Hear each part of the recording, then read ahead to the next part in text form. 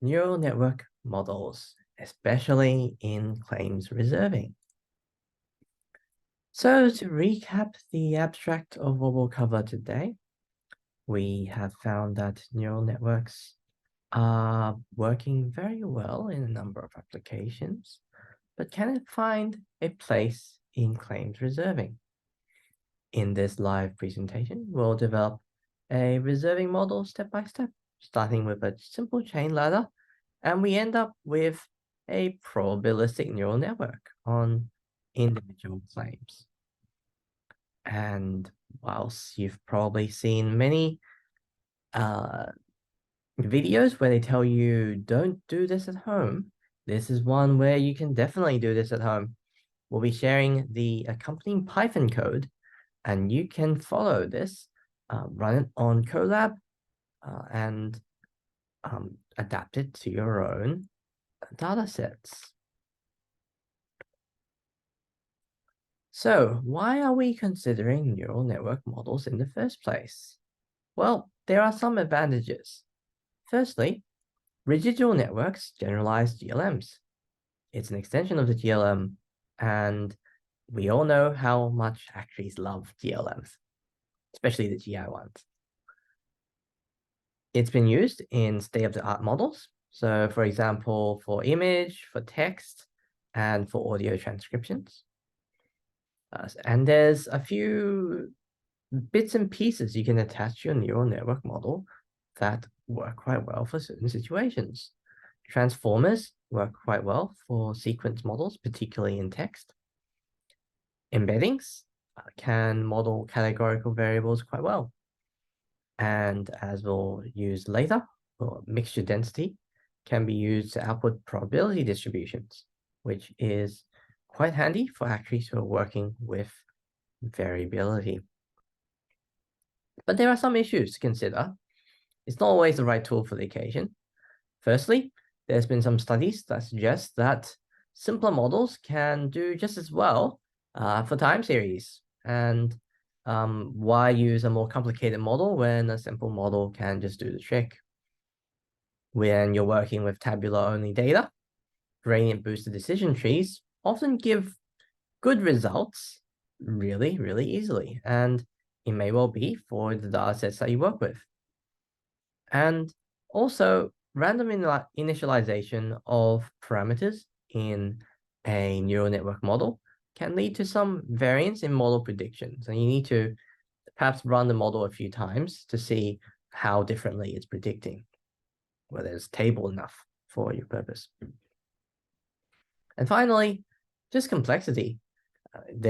Sometimes chain ladder is just fine when you've got a short tail data set and it's not material to the actual financial results of your business. Why not just use chain ladder?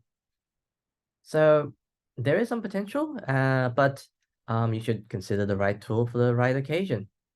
And whilst here we're going through the models from the perspective of reserving, there could be value in pricing too. And there could be value in ensembling it with your gradient boosted decision trees in that circumstance. So I hope you find the concepts within this interesting. Before we get into that, a bit about me. I am a member of the Machine Learning and Reserving Working Party, which is coming out of the IFOA. And in this working party, we look at machine learning techniques and how to apply that in the reserving world. There's been a lot of work done on pricing, but reserving, still a lot of interesting research going on. For my day job, I work as head of finance at NIB Travel, and I have a bit of work experience in pricing and analytics side. And I'm based in Sydney. So for my main extracurricular activity, I'm the convener for the Young Data Analytics Working Group, working with the Actuaries Institute here. We write the data analytics newsletter for our actuarial members. We have a podcast, we've written a number of articles and come up with some interesting events. And amongst the articles, we've assembled that into an actuaries analytical cookbook. The link is there, and you should check it out if you're interested to apply Python or R into your workflow, and you're looking to just have something to get started with. We've got recipes for all kinds of interesting problems. So what are we doing today? Well, as I mentioned before, we're going to start with a chain ladder. We're going to end up with a probabilistic model. And the steps that we'll take is that we're going to first develop the chain ladder into a GLM. Then we're going to turn that into an individual GLM, and then a neural network, and then some more interesting neural networks, and then a probabilistic model. At each point, we're making only incremental changes, and we'll have a working model at each step. So if at any point you decide, oh, this is sophisticated enough for me, don't want to make it too complicated, looking too challenging, you can hop off this bus at any point. We're going to apply it to a simple simulated dataset, and we'll point out where it may have additional value for real-world data sets. And the code for all of this is available. It's available now. It's available in that link at the bottom of the slide. Just hop on there and you can follow the very detailed notebook there and the code as well. So step one, a chain ladder. Before we get into the chain ladder, let's talk about what data set we're working with. And the challenge with doing modeling research for reserving models is that there's actually very few examples of publicly available, detailed, real-world data. So if we want everyone to be able to follow, we need a data set that's open and available.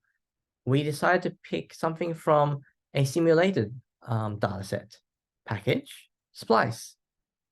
Splice is a modular, customizable claims reserving simulation package. Here it includes payments and reserves. It doesn't include exposures, but there's different behavior for large and attritional claims.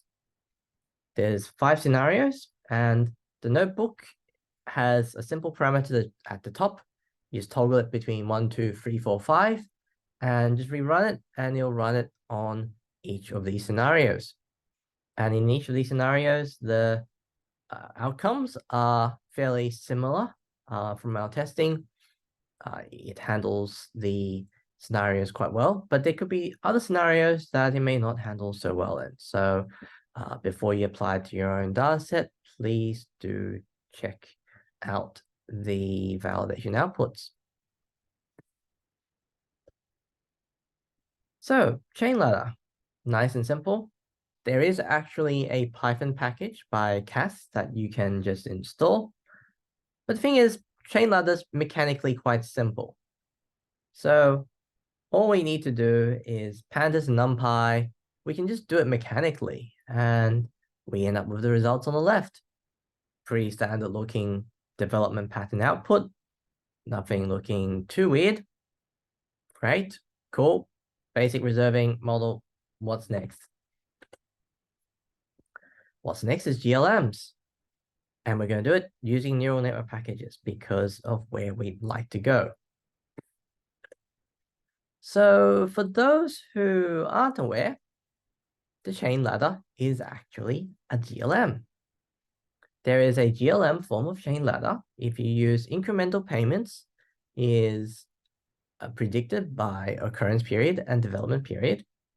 You one-hot encode occurrence period and development period. By that I mean you set 1 or 0 flags for the occurrence and development periods. Each flag is just equal to 1 when occurrence period is equal to, let's say, 5 and 6 and 7 and 8. You set all these 1, 0 flags for each occurrence period, and you set these 1, 0 flags for each development period. And then you just do a log link over this burst Poisson, and you get yourself the same thing as a chain ladder that you had before.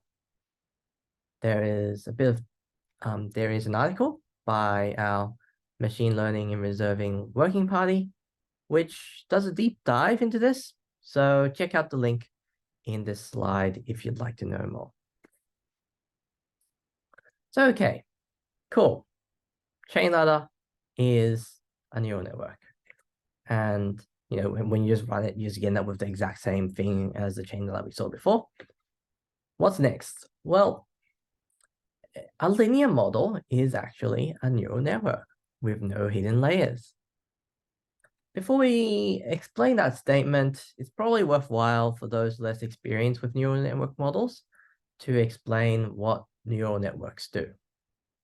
So here we've got a very simple diagram, simplified diagram of a feed-forward neural network.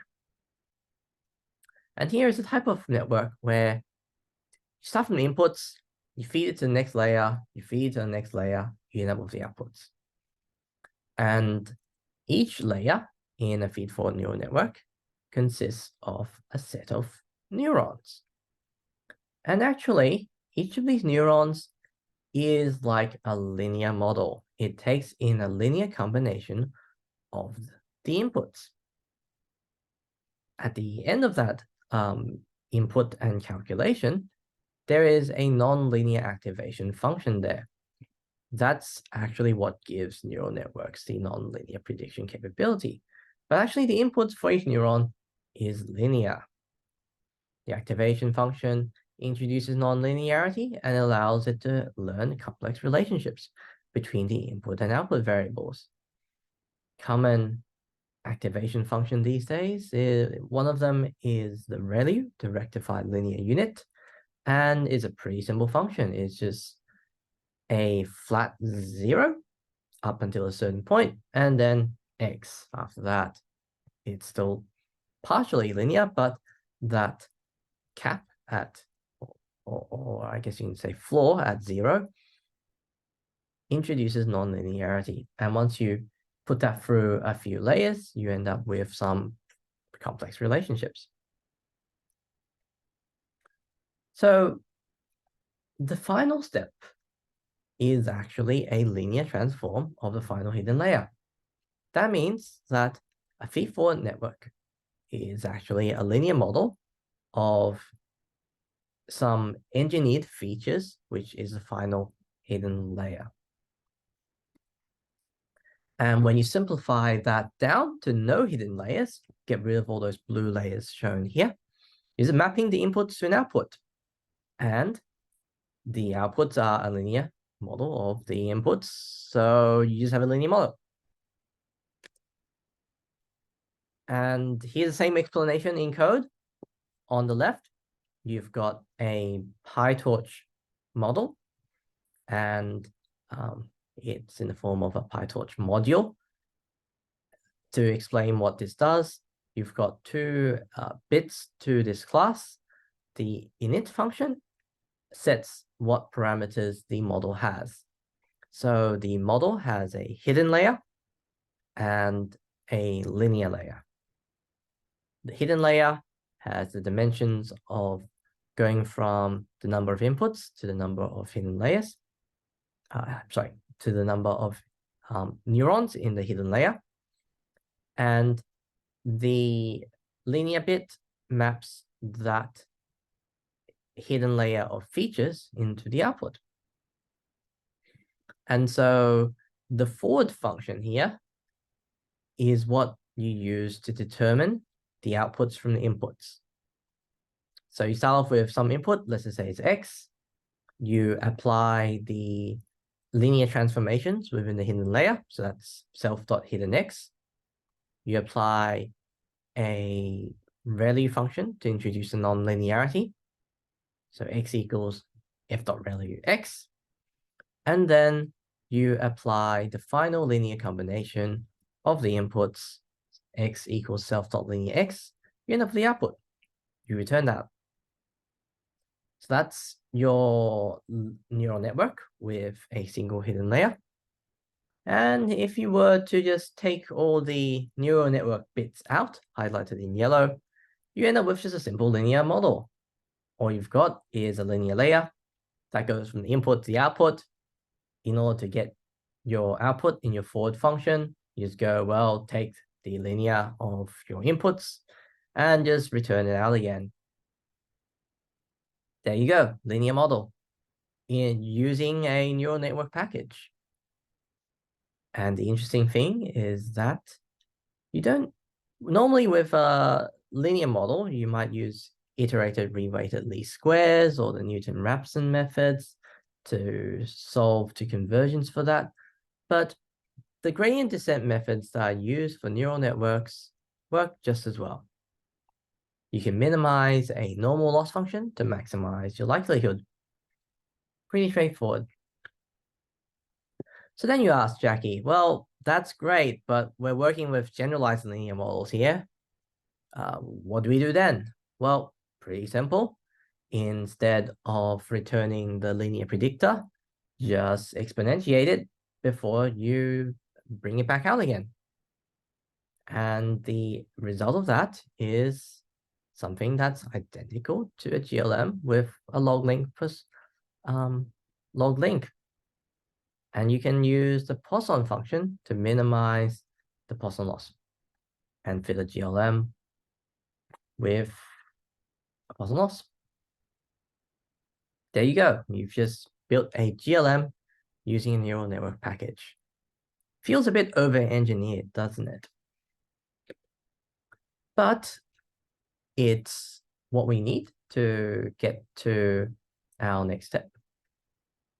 So here we will fit a chain ladder in a GLM in a neural network package. The full code is in the notebook, but what we do is we use PyTorch, which is my favorite neural network package at the moment. We're going to use scikit-learn as well to wrap the PyTorch code. And the reason for that is that it allows us to use some of the other tools in the scikit-learn toolkit, such as pipelines and transformations of our input variables through these encoders. And some tips for getting this to converge is to use a number of epochs. And it also helps to include a bias in our GLM, even though it's not actually needed, it's over-parameterized, but set an initial value based on the mean so that your parameters are actually in the ballpark. Otherwise, it will take a while for the gradient descent method to bring your parameters, which might be quite far from where the data are at, to where the data is at. So this is a snippet of the code that we use to train this pipeline when we've wrapped the previous module into a scikit-learn pipeline. We just fit this, and then the results come out, and it's basically the same. There's some like really small percentage differences because we haven't trained it to exact convergence, but it's basically identical to the mechanical chain ladder. So there you have it. We have massively over-engineered our chain ladder. Great work, Jackie. Best minds of Actuarial, over-engineering our chain ladder. But we're going somewhere with this, and there is a point to doing this in this way. So next step is to expand our model to individual data. When you look at a chain ladder GLM, we are actually looking at aggregated data. We have one record per occurrence period and development period. So each cell in the triangle is one record in the data. But the point of all of this, or the point of using machine learning, is to make use of granular information and draw more detailed insights. So what can we do? Well, one approach would be to zoom in. So in any given occurrence period, one cell there for an occurrence and development period is actually many claims. You've got many claims that have a history that occurred in that occurrence period that have a history of a few development periods. And so we can expand the GLM from looking at this aggregated information to looking at claim level information. The key difference there are, firstly, you look at the granular claims information. You can incorporate some of the information about each claim. The other difference is that because you're looking at one record per claim, you end up not having data on the claims that you haven't seen yet. So the resulting model is more going to be a IBN-ER type model rather than IBN-R model. But for the purposes of this tutorial, we won't drill too much into how we handle this. There are things you can reference from use of the projected case estimate type models in the literature. But you might need some way of predicting the IBNR claims as well with these types of models. But the trade-off there is that you get more detailed insights around what's driving your claims experience. Another point to note, tabular format. I mentioned before, we're talking about one record per claim, per accident period, per development period. And there are a number of different approaches to having this data. This is one of them. I'll share another example on the next slide. But here we're looking at the claims data in detail. So we have individual claims record, not just the accident development encounter periods. We don't have exposure in our simulated data sets, so we won't be doing anything in that. But I have written a paper that looks at what you can do about that.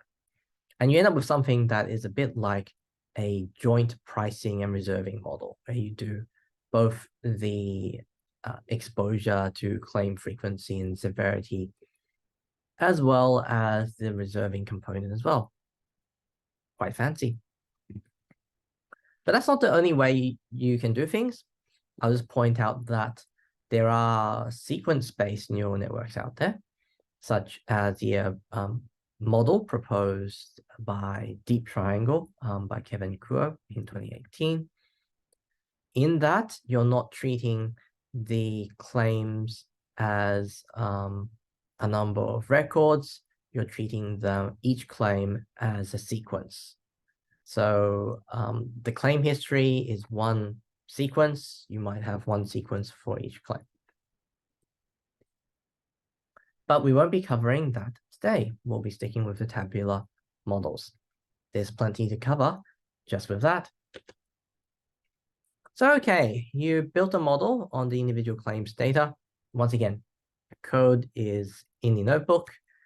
And unsurprisingly, it looks really similar to the regular GLM. Cool, great. But where can you go from here? Well, you can incorporate splines. You can incorporate features for mix effects, seasonality, and individual claims information here as well. And at this point, because we're still using GLMs, the results are pretty transparent. You can look into the individual coefficients, and you can tell what direction they're pointing. You can see exactly what the model's doing. We're now soon going to go into neural network models. You do lose a bit of transparency there. There are ways to extract explainable predictions from neural networks and other machine learning techniques, but it's not going to be as transparent as a GLM. But for that trade-off, we can do some interesting things. So now we go to the individual neural network. All right, so we're going to go back from our GLM to a residual network. A residual network is similar to a linear or GLM model with additional non-linear deep learning features. So we have the extra bits in yellow here. We've got a hidden layer, and then we take a linear combination of a hidden layer, and we apply a non-linear activation function in the specimen code. I use the exponential linear unit rather than the rectified linear unit for reasons. And all we do is we add it to the linear predictor. So that means that not only are you predicting based on your inputs, you're having the model learn some deep learning features and then having those as additional linear factors in your final model. So it's like a GLM plus. And I figure that this might be of interest to a lot of the actuaries working within general insurance because everyone loves GLMs here, right? So this is like GLMs, but with machine learning on top.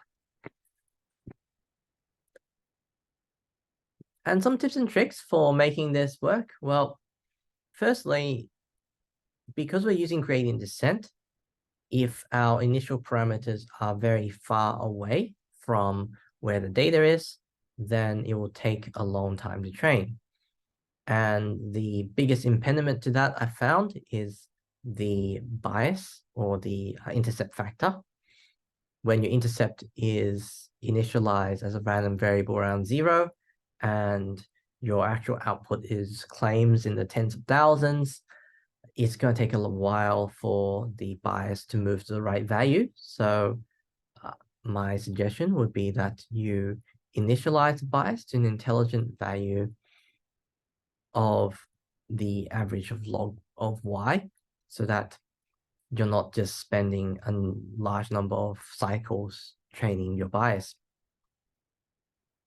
And for the weights, I found that it's helpful to use 0 initial values for the final layers for stability.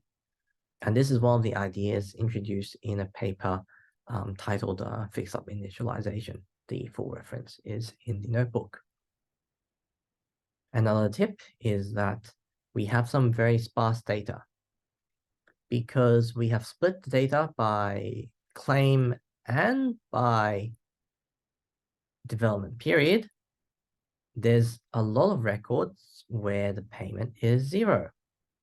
So rather than using default batch sizes, often now these machine learning packages of like 64 or 128, we actually want this to be as high as possible. And since our data isn't that big, we just use the full data set there. For the optimizer, we just use the Atom optimizer, seems to work quite well. And we'll just point out that with neural network architectures, it's actually quite flexible. We saw before a simple feed-forward network. We saw before a residual network. And it's just about how you want to add, subtract, divide, multiply these various factors to get your output. And as long as all the functions are differentiable, you'll be able to use gradient descent on it and try to get a model out of it. So in our notebook, we actually try a custom architecture, which I've nicknamed SplineNet. The idea is inspired by splines. We split the input into individual features. So each feature gets its own little neural network, and that neural network basically outputs a curve, one-way curve based on our input, and we'll add on an interaction hidden layer on all the inputs, just like a residual network, but we'll hide that behind a gate weight, which is similar to the idea in the gated recurrent unit that I briefly flashed up on screen earlier. But it's basically you initialize it with a multiplier of close to 0, and then the neural network can try to figure out if it needs it.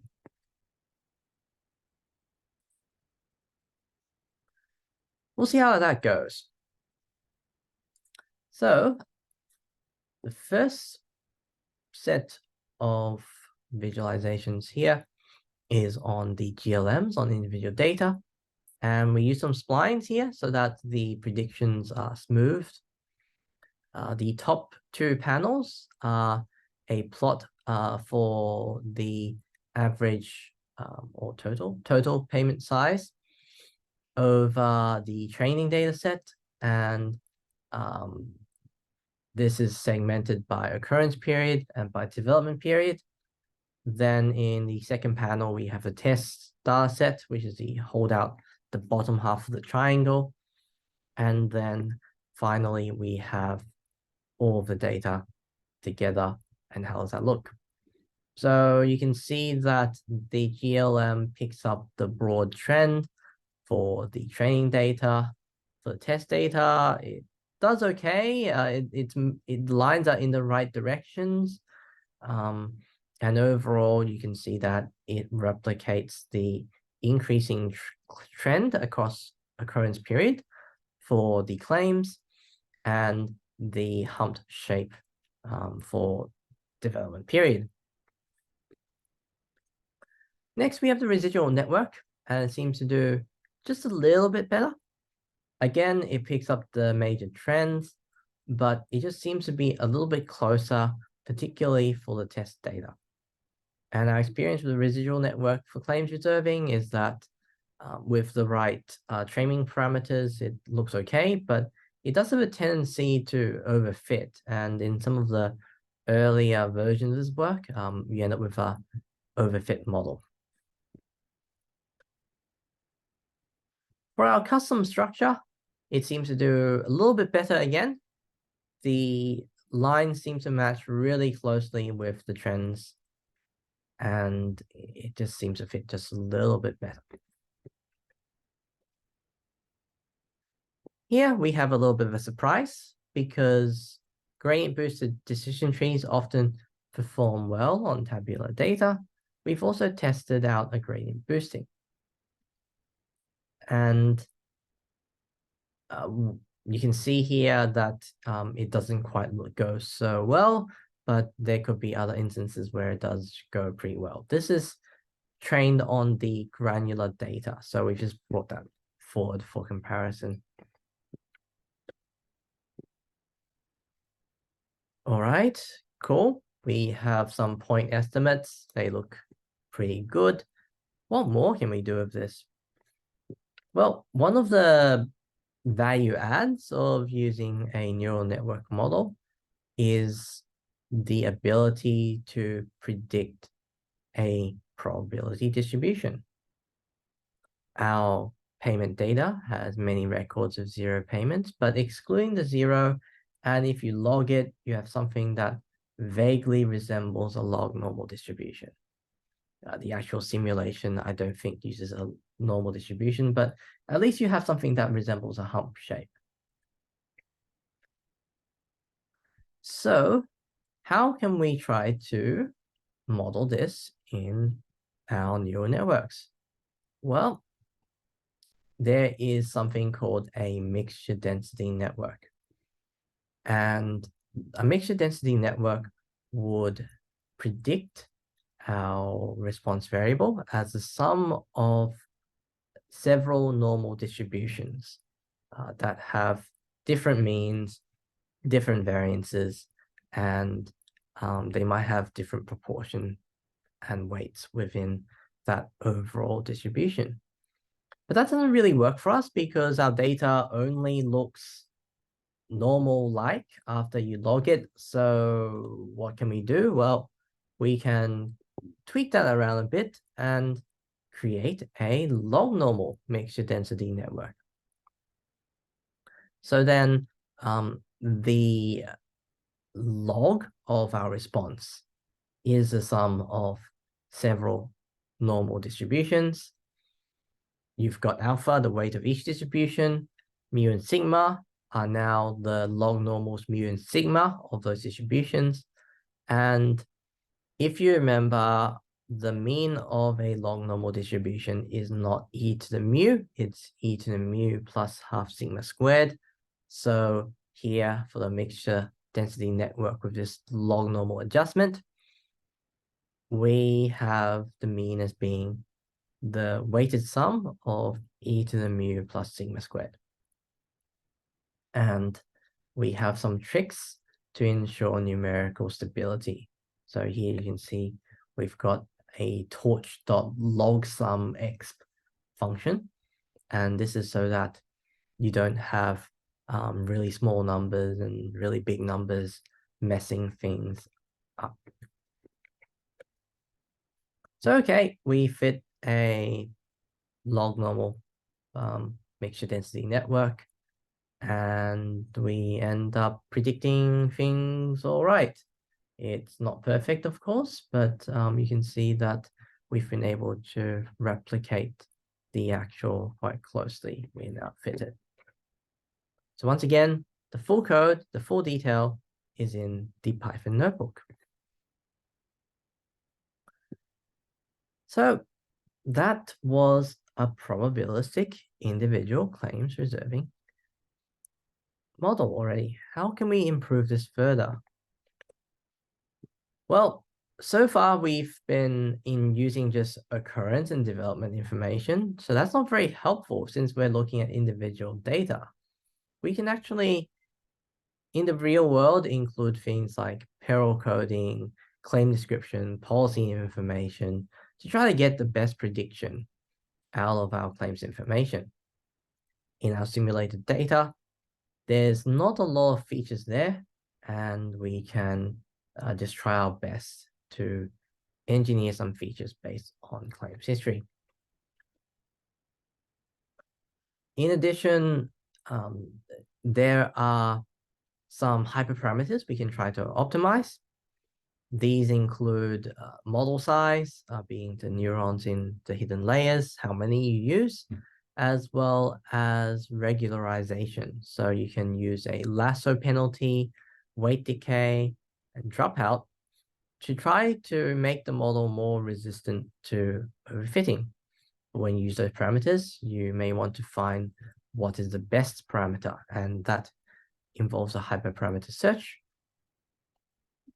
What you normally do to find that in machine learning is holdout testing, and the traditional approach for that is cross-validation. For claim preserving data, there is a concept called rolling origin cross-validation. The basic idea behind that is that instead of using a particular variable and just doing holdout testing with it randomly, we're taking snapshots of our data at a few different data dates, and then we're using the next period as our holdout data set. So you're snapshotting in time as the validation approach.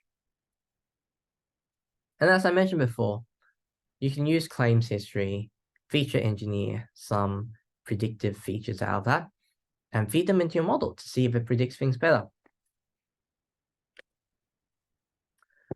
So we tried all this, and then we end up with a leaderboard of sorts on the bottom half of our triangle out of the simulated data. So at the top of the leaderboard is just the true ultimate, because that's just the perfect, well, that is the answer. And we've just ranked it by the absolute error in terms of the IBNR. And on this basis, the development and occurrence only models with neural networks do quite well. They are within 10% of the true ultimate. The detailed models using these engineered features actually ends up predicting things worse in the simulated data set. Now, to be fair, this is a simulated data set with not much in the way of features, and in a real world situation, you may be able to get more accurate predictions using detailed data. But for this data set, it just doesn't seem to have helped us. And they all outperform the chain ladder, and for whatever reason, the GBM does very poorly this time around. That's not to say that it's not a good model for other situations, but it just seems to have done poorly for this set of data and this run.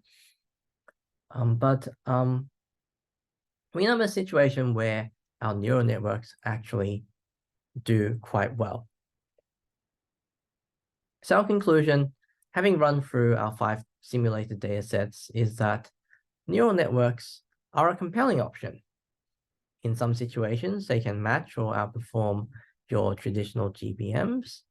and they give you smooth trends, which are useful in a claims development model.